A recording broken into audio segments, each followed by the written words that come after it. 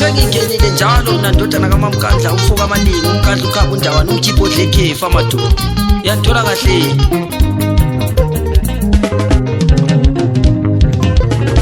ngithi nganoma inganceda ngakubonisa indlela kwamele uhambe wedwa ngoba ma uhamba wedwa uzofika ngesikhathi angekho zobamezela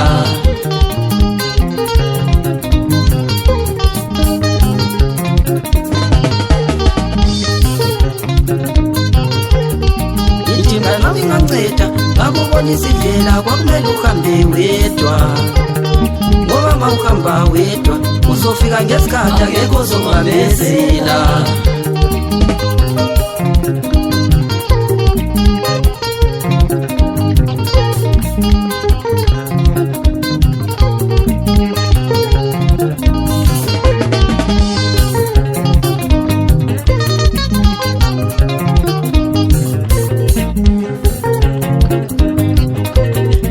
ndaba wena lesifamo wabile ndaba labakukhuluma kabi ukilanga lizimele lodwa kodwa likhanyisa umhlaba wonke wabile ndaba labakukhuluma kabi wabile ndaba wena lesifamo ukilanga lizimele lodwa kodwa likhanyisa umhlaba wonke ngiyakuthola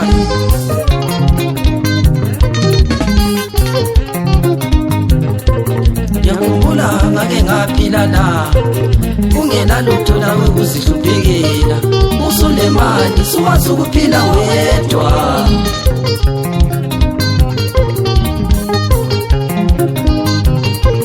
khumbula ngake ngaphila la ungenalutho lawe kuzihluphekela usulemali suwazi ukuphila wedwa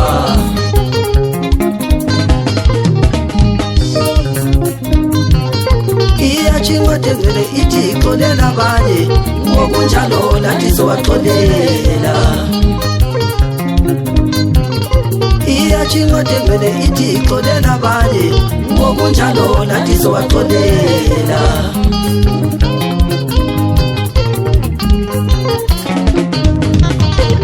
odinga usizo uyakusebenzisa ongadinga usizo akalandaba lawo qina wena ufanele sambane odinga usizo uyakusebenzisa ongadinga usizo akalandaba lawo qina wena ufanele sambane indodana kaMamkandla umfoka amaningi umkandla ukhaba udawani umjibodle kefa abanye bayakhuluma bathi indodana ngeke isise ndawo kanti manje ngihamba nobani namzukwana ngisifa zobe ngingedwa ithuneni lami nimkhuze nimaziko uyathola kahle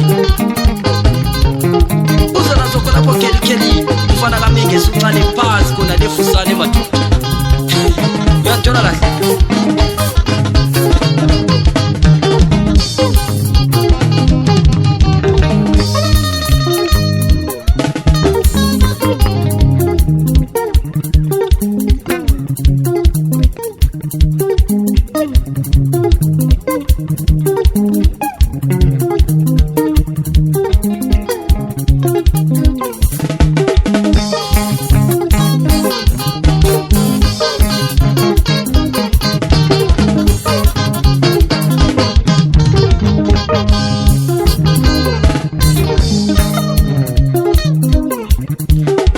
Nkosi baba nginike impiko ngiphaphele phezulu ngifanele ndiza zona sendiza phezulu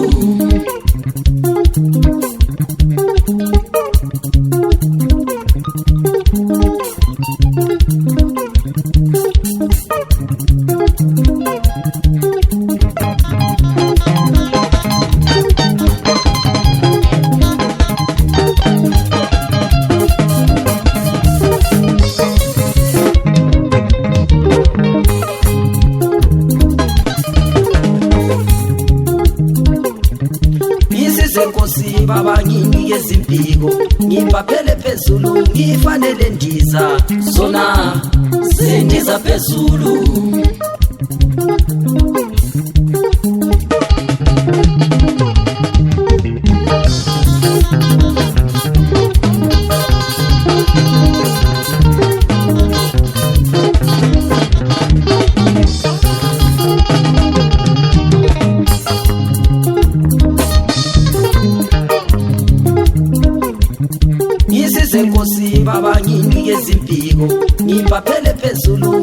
kufanele ndiza zona zendiza phezulu.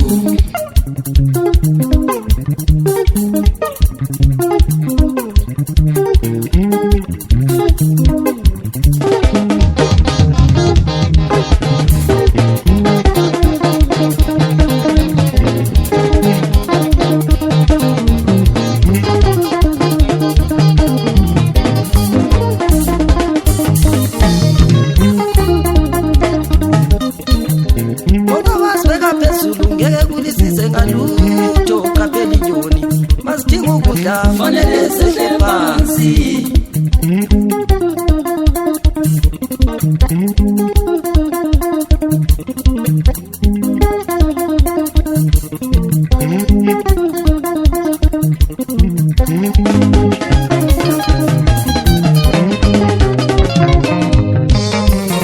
ipi yamakhetha iphelele etshwaleni, eyabafana iphelele sandleni. Makhetha iphelele etshwaleni, eyabafana iphelele sandleni. Lothi ngatsho nangithola kahle mina ngikaze ngimsaba umfana womunye umuzi madoda. Ngiyotsho lapho esiyodibana khona noma kusecholotsho noma kuseplaphi bahle bebe le ground leframachina ngoba lapho esolwa khona imphengapheli madoda. Kuze kwasi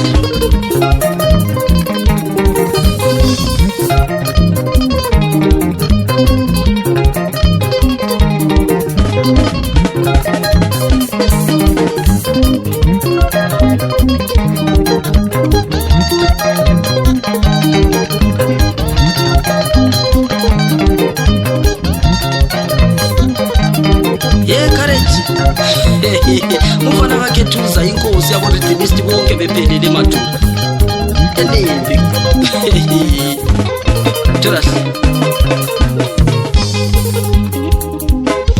Uyabona masezikhala kanje so umfana wami uJunior Gumbi phansi khona lekhezi uzayidlala ingoma. Ngiyambona uthweza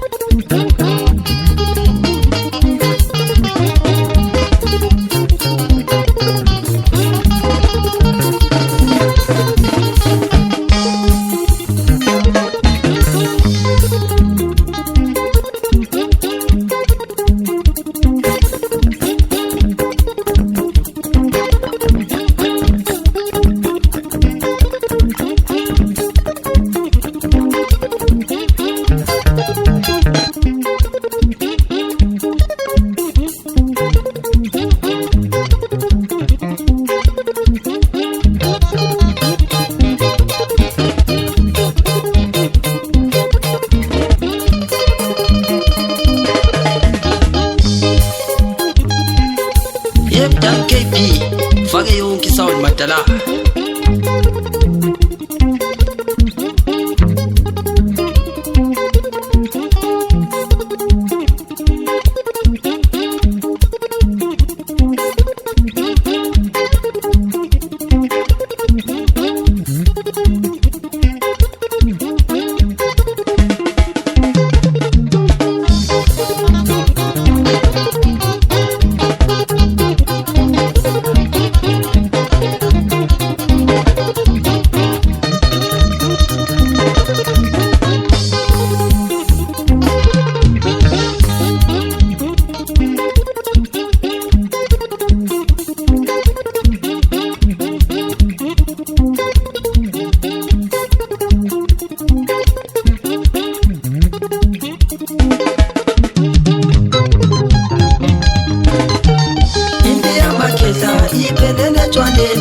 Eyabafana iphelele sandleni,